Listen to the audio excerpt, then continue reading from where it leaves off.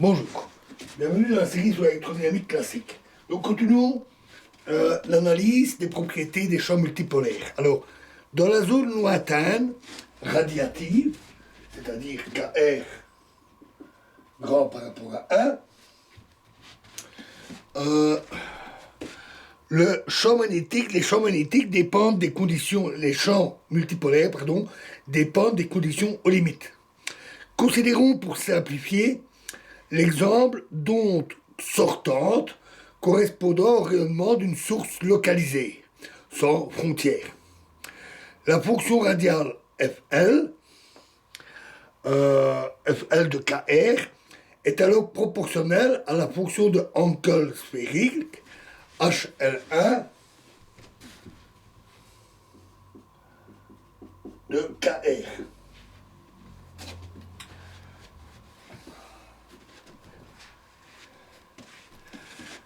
La forme asymptotique de cette fonction de Hankel montre que dans la zone radiative, l'induction magnétique du multipôle électrique d'ordre Lm a pour comportement HLM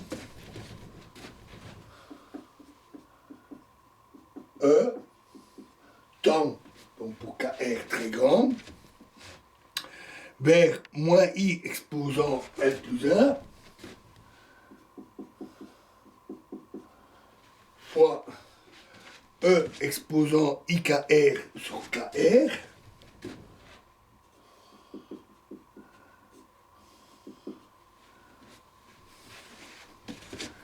fois L YLM.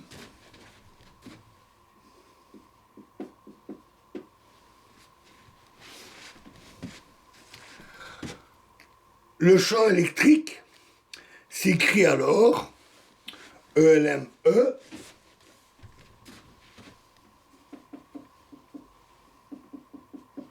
est égal à Z0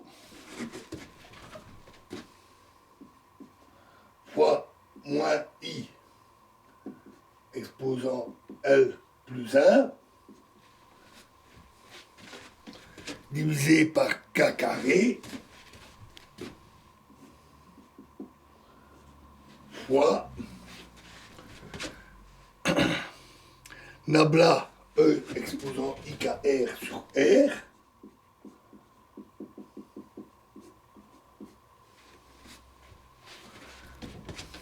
croix L Y LM plus E exposant IKR sur R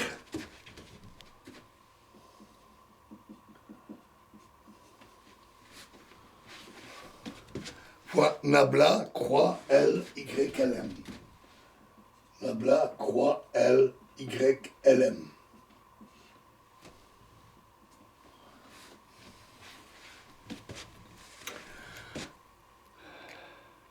L'utilisation de la forme asymptotique de la fonction de Hankel sphérique dit de conserver, de ne pas conserver les puissances de 1 sur R supérieures à 1. Cette restriction, ainsi que l'identité que nous avons vue dans la vidéo précédente pour nabla croix L, I nabla croix L, donne alors que ELME est égal à moins Z0 fois moins I exposant L plus 1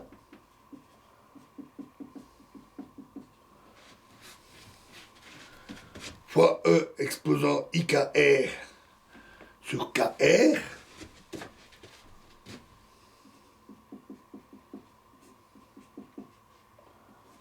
fois N croix L YLM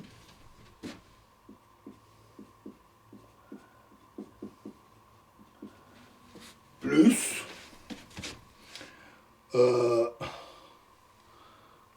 moins 1 sur R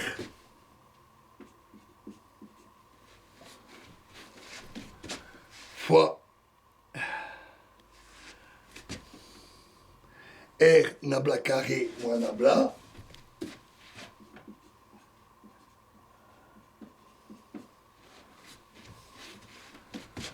fois YLM.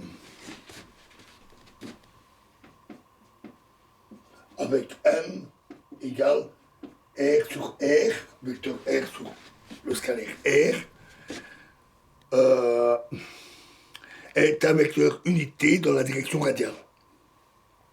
Alors, le second terme de cette relation étant à l'évidence 1 sur KR fois une fonction sans dimension des angles, on peut donc le mettre à la limite KR très grand par rapport à 1. Donc finalement, le champ électrique de la zone radiative s'écrit Z0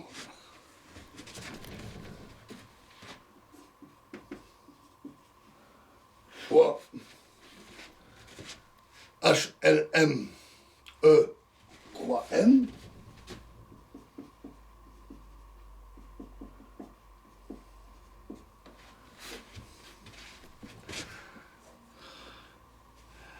avec HLME, bien sûr, qui est donné ici. Ces champs sont typiques des champs radiatifs. Ils sont perpendiculaires au rayon vecteur et décroissent comme 1 sur R. Et les mêmes relations valent pour les dipôles magnétiques.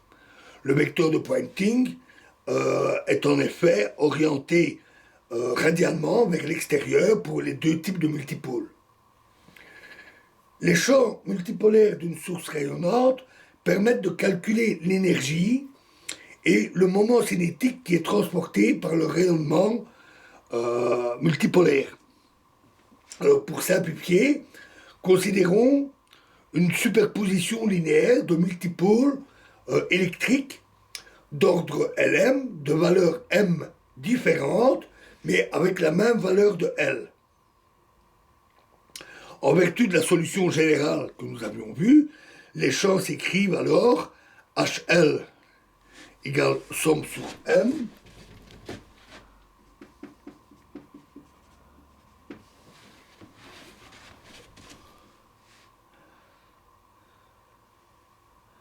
de AE-LM,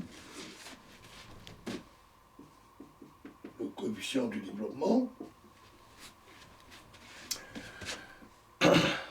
fois XLM,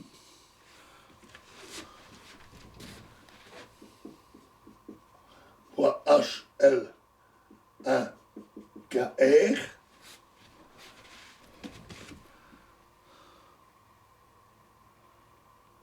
fois E exposant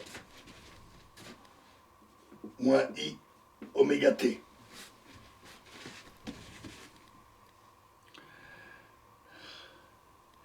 Et EL est égal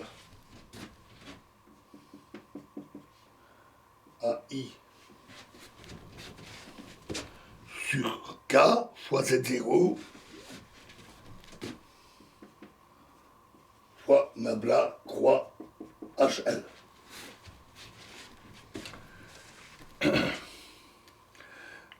Pour des champs variant de manière harmonique, la moyenne temporelle de la densité d'énergie est donnée par U égale epsilon 0 sur 4 fois E fois E star plus H fois H star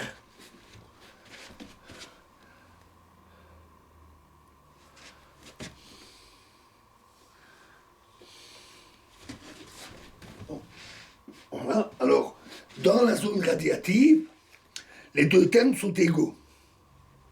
Il s'ensuit que l'énergie emportée dans une couche sphérique comprise entre R et R plus dr s'écrit du égale à mu0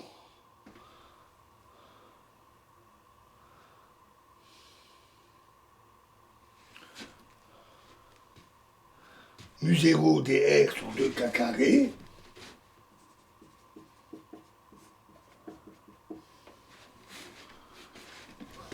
fois somme sur m prime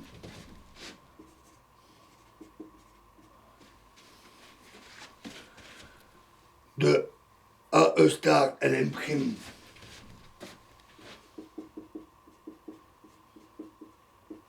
fois AE lm fois l'intégrale de x lm prime astérix fois x lm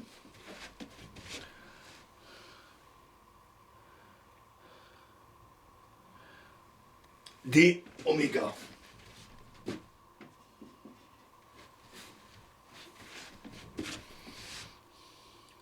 Ou pour obtenir ceci, j'ai utilisé la forme asymptotique de la fonction de Hankel sphérique. La condition d'orthogonalité permet alors de transformer cette expression sous la forme suivante qui est indépendante du rayon du sur dr est égal à mu0 sur 2k carré